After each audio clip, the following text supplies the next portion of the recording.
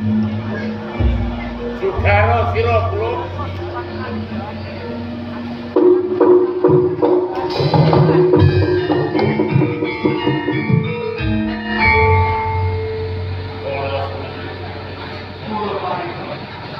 Kunia Begawan Pragaspati mlapati witaning sejarah wiwit saka Raden Janaka Putra Abimanyu nglanake parikesit ngurunake Udayaka lan Udayana ingkang maune Ngastina dadi Jawas Dina sawise Udayana njur peputra Gendrayana lan Sudarsa sawise kedadian tumurun lan tumarungkun prakara ingkang durung bisa digrantas lan dipungkasi Gendrayana Sudarsana nurunake Sri Aji Jayabaya lan Kijing Warana utawa Purusangkara. Nalika prajanjen sedane Kanjeng Eyang Maharsi Mayakara ya si Anoman paring sabda nggih tedhak turuning Raden Janaka iku wis pungkasan nggonku ngomong kira mergo panjenengan diparingi umur dawa ya ning kowe rukuno darah Barata jalaran kudu bisa mungkasi prakara murinaning Durangkara ingkang dituwake saka Gunung Arga ya nanti tumaruntung turun semurung nanti sakjroning lelakon lumadening Sang Prabu Angling Darma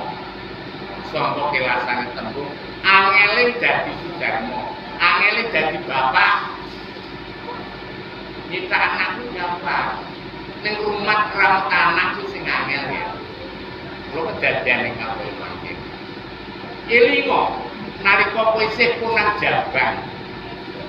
ing laladan kapal wates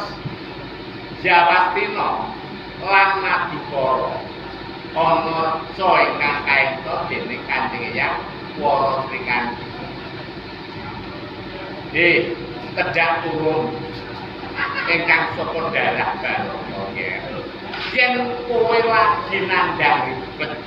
kowe sumangka ning asaku bakal gak paringi pepadang mbuh margane Gusti kang ngetokake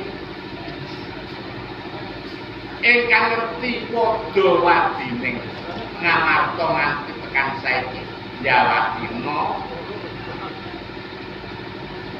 tukuling melawat dan yo malawa pati mau gedhe ati Darma peputra patutan ingkang saka Dewi Ambarawati lan Trusilawati kono bakal mencengkak ora rebut waris ning rebut keluarga lah dene tirampuna patoban kena dakwa lumrah mergo lumrahe leluhurmu Sang Prabu Maheru Sukatmo Sukatmo seswa kinasih Sang Sri Aji Jayabaya wis paring sabda ya tukuling Weda Jangka Jayabaya ingkang bakal ngeteni 500 tahun kepungkur lan 500 tahun ingkang bakal dumadi iki mung kiramu nggih merupakan sajroning nyinaoni Weda Karawuan karo leluhure saka Gunung Arga Sang Prabu Kala Wendati maido kowe kuwi darah Asura nganti kowe ngenger karo darah Barata kowe dina iki nganti selawase kowe kuat lan kraton sakala ngestukake dawuh Sang Prabu Kalawedati njur Maelu Supatmu ingkang nggawa Weda Jangka Jayabaya musna sakala nganti tekan saiki ora ana larike sapa sing bilang sapa ingkang manjati. Lah njur Kalawedati nurunake putri telu Widata, Widati, Widaningsih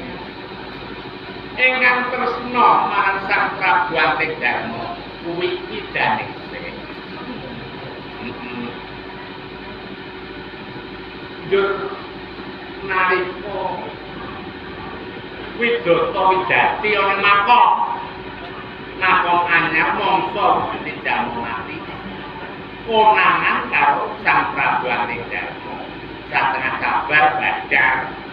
Njur Sang Prabu ditunduki nganggo rontal satengah Prabu Antingdarma manjilma dadi mliwis teh.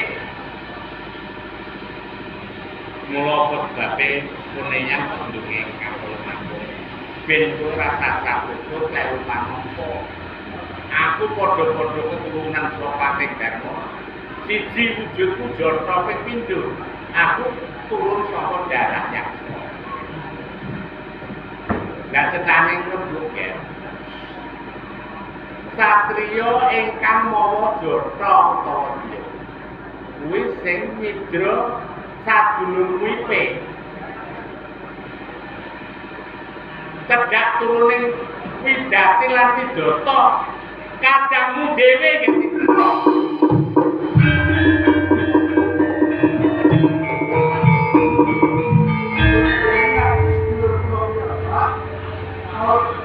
Kalawedati mongko nek kok tindake nempuh bebasan ngiris jempol ngiris driji lan besar jempol kuwi drijine pedhot jempole satu mergo kuwi wajo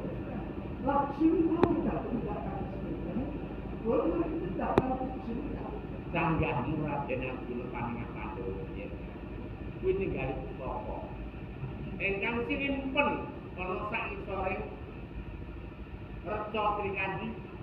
jenenge Kyai Pulang Geni. Kyai Pulang.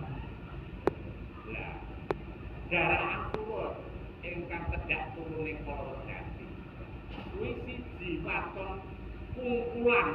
pusaka Pulang Geni bakal sirna margalayu nggih.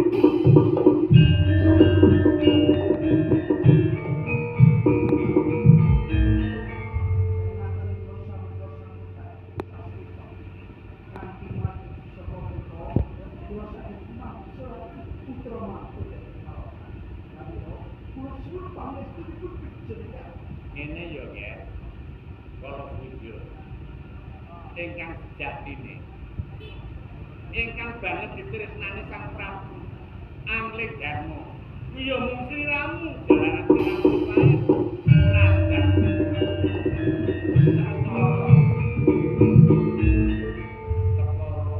mergo kowe jono kadangmu bagus-bagus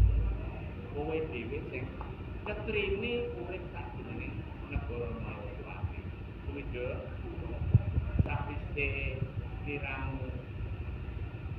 lan menengah aku kowe mengko sowarna ana sakit sore Reca Srikandi ing kono ana pusaka jenenge Kulati nek iso do gawe pepati yo nek pancen dhewe ning kapok bisa sowan manungkul oleh Kalawedati yo diraja mentok gajah kanamu arep kaya kudu disirake ya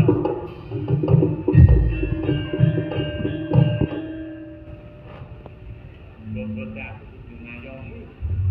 siswaning Kakang Pikulun Nagaraja tedhak turuning Antingdarma nganti kaping 7 ini aku ingkang ngayomi lan ya muga-muga rahayu guys kalau suwido